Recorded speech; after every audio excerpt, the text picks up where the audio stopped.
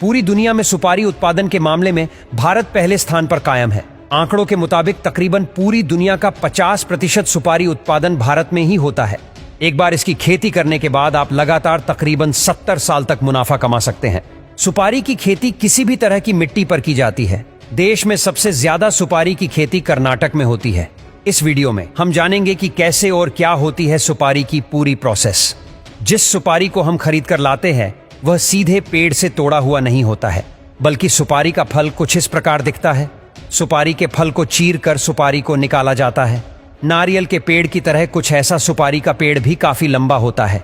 भारत में सुपारी की खेती अंडमान, निकोबार, कर्नाटक, मिजोरम, केरल, मेघालय और महाराष्ट्र जैसे शहरों के ठंडे इलाकों में की जाती है।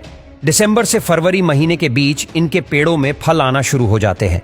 इनके फल खजूर की तरह दिखते हैं। इनके फल एक झुंड में आते हैं और जब इनके फल सही साइज में बड़े हो जाते हैं तब मई से जून महीने में सुपारी के फलों की हार्वेस्टिंग की जाती है, जिसके लिए वर्कर्स धारदार हथियार की मदद से पेड़ के ऊपर चढ़कर सुपारी के फल की टहनी को काट कर नीचे गिराते हैं।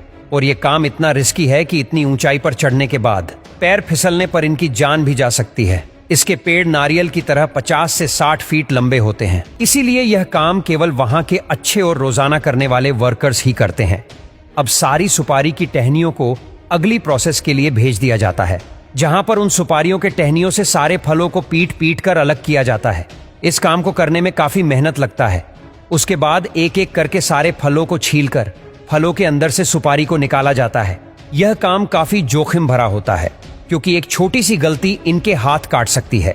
इसीलिए यह वर्कर्स हाथ में चमड़े के ग्लव्स को पहनकर इस काम को कहते हैं, ताकि सुपारी के फल को छीलते समय इनके हाथ कटे नहीं। यहाँ पर लगभग 100 से भी ज्यादा वर्कर्स काम को करते हैं। कहा जाता है कि इनके पूर्वज भी इसी काम को करते आए हैं। यहाँ तक कि इनके बच्चे भी इस काम को बड़ी तेजी से कर लेते हैं। लेकिन अभी इन फलों से निकाली ये सुपारी की स्वाद कड़वी होती है, इसलिए अब इन सुपारियों के कड़वेपन को हटाने के लिए एक बड़े से भट्टे में सारी सुपारियां कत्थे के पानी में उबाली जाती है। ऐसा करने से सुपारी का कड़वा स्वाद मीठा हो जाता है और सुपारी को कत्थे में उबाले जाने के कारण सुपारी का रंग गहरा लाल हो जाता है। अब लगभग 10 दिनों तक इनको कड़ी धूप में अच्छी तरह से सुखाया जाता है और समय समय पर इनको पलटा भी जाता है, ताकि सारी सुपारी अच्छी तरह से सूख कर तैयार हो सके। अब सारी सुपारी सूख जाने के बाद कुछ महिलाएं वर्कर्स इनमें से खराब सुपारियों को छांटकर अलग करती है और अब इन तैयार सुपारियों को गुटखा बनाने वाली फैक्ट्रियों में भेज दिया जाता है, जहां इनको छोटे छोटे टुकड़ों में बांटकर इनसे गुटखा बनाया जाता है। आपने सुपारी खाए नहीं तो देखी जरूर होगी, क्योंकि इस सुपारी को पान में या तो पान मसाला में डाला जाता है। साथ ही साथ हमारे यहाँ इस सुपारी को शुभ अवसर पर भगवान की पूजा में भी उपयोग किया जाता है। और कच्ची सुपारी चबाना हमारे इम्यून सिस्टम के लिए काफी फायदेमंद होता है। रोजाना सुपारी का सेवन करने से पेट की समस्याओं से छुटकारा मिलता है। अगर आपको कब्ज की समस्या है तो सुपारी का सेवन करना चाहिए। इससे पाचन तंत्र मजबूत होता है और रोजाना 1 से 2 टुकड़ा सुपारी चबाने से शरीर के टॉक्सिन बाहर निकलते हैं और साथ ही कब्ज से भी राहत मिलता है।